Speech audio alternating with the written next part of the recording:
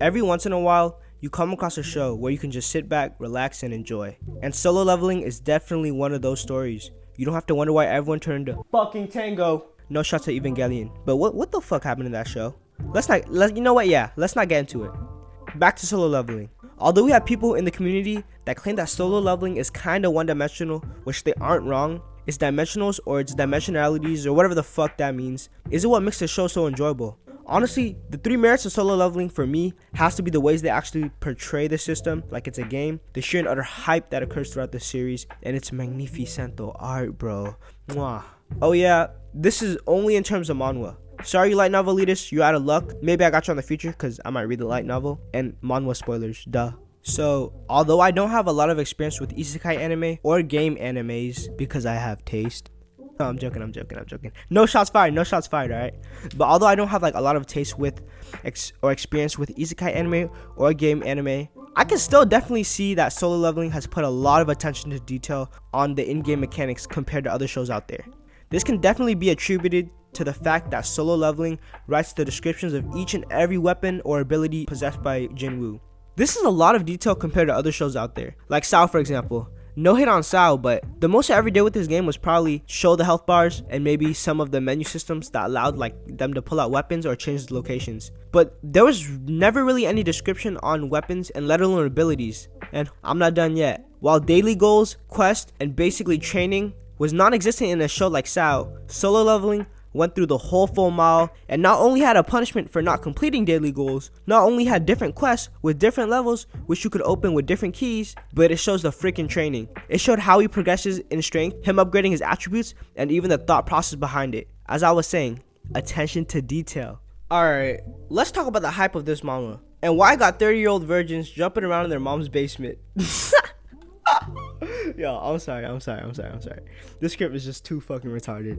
Honestly, I consider the hype a major reason why this manga managed to stay exciting, even with the same kind of formula. And when I mean like same formula, I mean every time Jinwoo fights like a major boss opponent, he just spams his fucking shadow soldiers. And the opponents spam their own species shadow soldiers, which will eventually lead to a one-on-one, wherein Jinwoo beats his motherfucking ass and takes him as his own shadow soldier. Evident by Baru, Tusk, and I guess Baron's Dragon, I guess that counts too. This may seem like a huge problem, or may eventually become one. However, according to Kiss manga, it doesn't look like that. And the reason they're able to pull it off is because of the weight behind the fight scenes. To have a good fight scene, it's pretty well established that you need weight, and more specifically, emotional weight. And that, my friends, is something that Solo Leveling does really well. One scene that does this really well would be, of course, Jinwoo versus Baru. Basically, overpowered villain versus overpowered protagonist. But there's more to that. We've seen the terror and despair of bootleg Meru, evident by the fact that he butt raped Goto, I am King Ryuji, and best girl Chaehyun, and you know, he just brutally murdered half of Japan's S-class hunters. But the fact that Jinwoo just reached level 100, cleared all 100 floors of the Demon Gate, and basically has OP as fuck shadow soldiers and is OP himself, makes the fight so hype.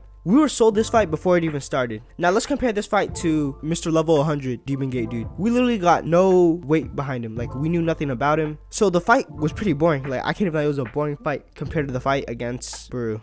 He just got butt smacked. And lastly but not least, we need to talk about the animation. Yeah, I know you think I'm retarded right now because I just said animation, but that's just how good it looks. You can dislike the manhwa, but you cannot dislike the art. The art is so simple and so beautifully colored. I know I sound like a kindergartner, but I just don't have any other words to describe this art. It straight up looks better than Studio Dean. It's that simple. And actually, the labeling of the manhwa really makes the fight scenes fluid. It really makes the fights come to life. One of the most standout chapters in this manhwa for me has to be during the High Orc arc. To put some context behind it, Jinwoo joins a trashy squad and they get sent into the Orc fortress. The way they used color to show the fortress gave off such a gritty feel, and the wide shots of the Orc's fortress was so badass.